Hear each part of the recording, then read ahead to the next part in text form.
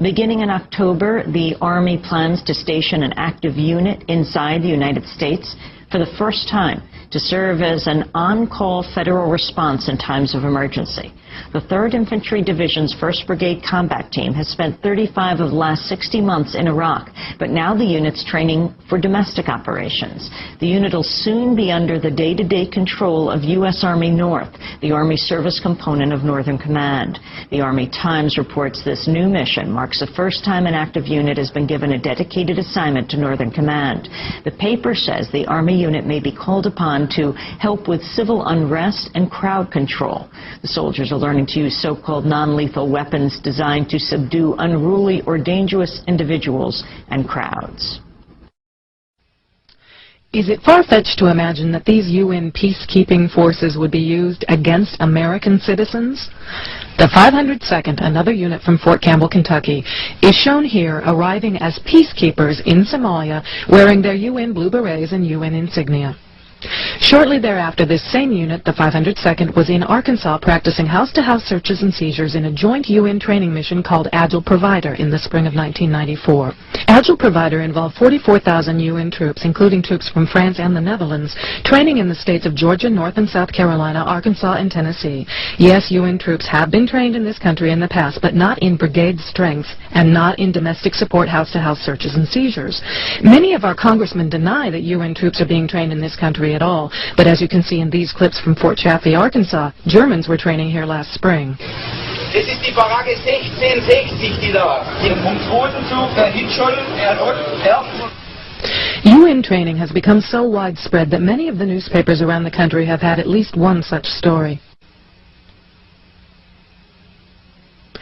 This official news release from the Navy High Command, Atlantcom, further confirms that UN troops were training in this country this past spring in forcible entries of homes using special operations tactics.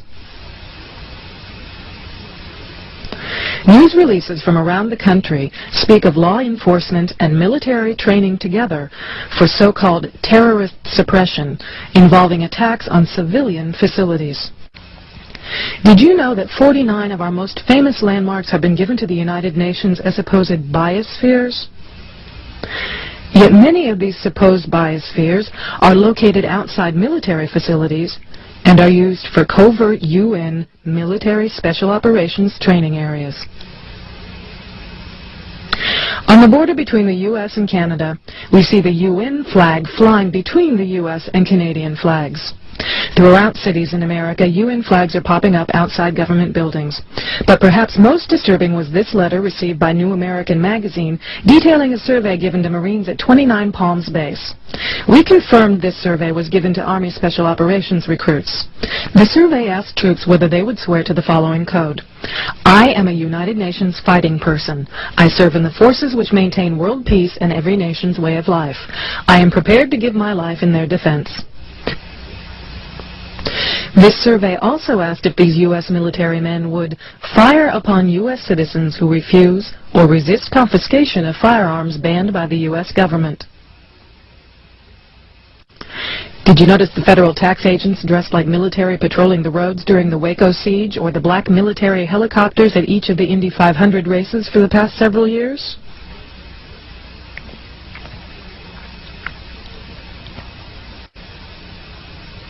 We found that these state facilities are being built in the middle of U.S. Army property, not just in Indiana, but other states, as people sent us pictures of such facilities in their states, such as this facility at Camp Pinckney in Brighton, Michigan. You see not only the black vans here, but curiously, there are reverse swastikas carved into each end of the roof. We also began to receive information about the Federal Emergency Management Agency known as FEMA, such as these pictures of a FEMA facility in Texas. FEMA operations are divided into 10 regions, as we were told in this letter from FEMA. The American public has been led to believe that FEMA is for disaster relief operations. Yet if we look at military manuals such as FM 4130, the U.S. Army Civil Affairs and Operations Manual, you'll find the details about who FEMA really is. The government doesn't want this information out because, as you can see, the manual says to destroy it by any means that will prevent its dissemination. The manual says that FEMA is the executive agency that serves as the point of contact for the USG for emergency management within the United States. Under Executive Order 12148 of July 20th, 1979, the President transferred all functions from the Civil Defense, Civil Preparedness agencies under the Department of Defense to FEMA.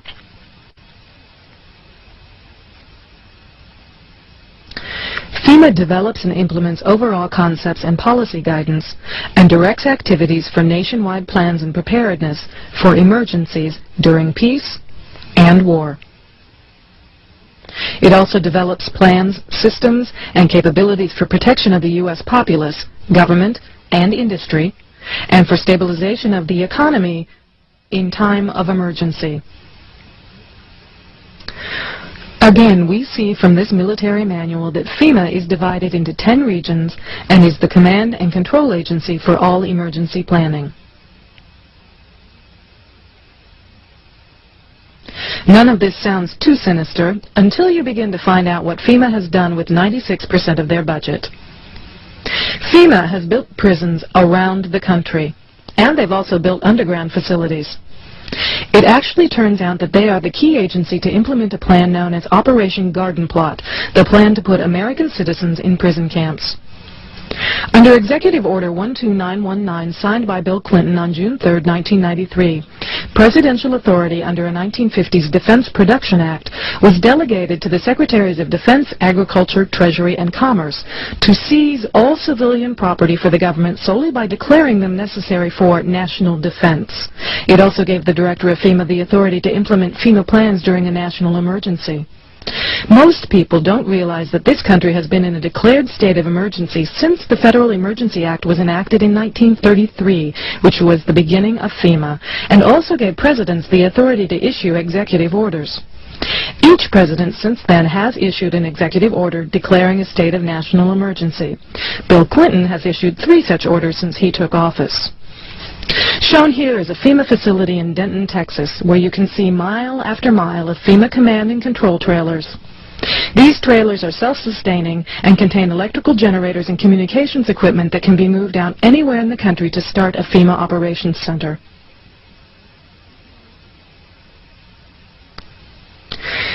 Several military manuals, such as these manuals, ranging from 1985 through 1994, speak of FEMA as the implementing agency for Operation Garden Plot, the plan to put American citizens in prison camps under military control.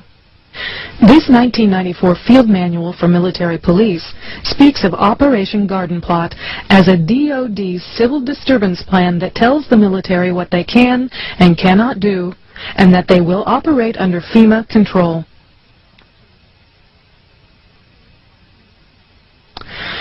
Several thousand U.S. troops are training in the U.S. this summer and fall, and if we look around us, we can see plenty of the signs and symptoms of a global takeover under the auspices of the United Nations taking place right here in our country. These trucks are Soviet trucks imported from eastern Germany, parked at a private facility in the DeSoto National Forest in Sautier, Mississippi, just outside Gulfport off Highway 59.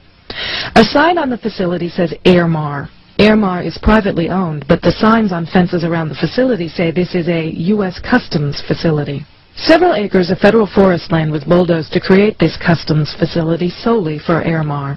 No one knows for sure what this facility really is, but one thing is certain, it's not what we're being told it is. And there are 750 Soviet chemical trucks sitting in Mississippi whose sole use is to spray chemicals and nerve gas in chemical warfare operations. What are they doing in Mississippi? What are they doing on U.S. soil? And why are they under the protection of the U.S. government if they are privately owned? Senator Sam Nunn from Georgia was quoted as saying he was certain the American public would welcome the Soviet troops as peacekeeping forces in the United States.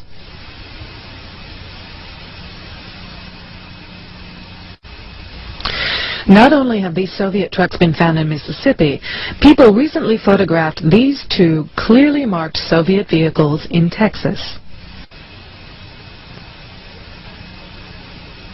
This train full of American-made tanks was one of 7 such trains that passed through Indianapolis en route to Fort Lewis, Washington in June. We were told that this was the 3rd Armored Division returning from Europe. Yet Fort Lewis has such a severe housing shortage that many military families are actually living in tents. Yet this whole division is being sent there. 3 other such trains passed through Indianapolis in early August, one heading to Fort Riley, Kansas, another to Alabama, and the 3rd to Fort Lewis, Washington. Are these tanks part of Operation Garden Plot, to be used to round us up for the slave labor camps, along with the black helicopters and federal law enforcement that look like active-duty military stationed in our roadways as they were in Waco? Welcome to the New World Order. Expect no mercy.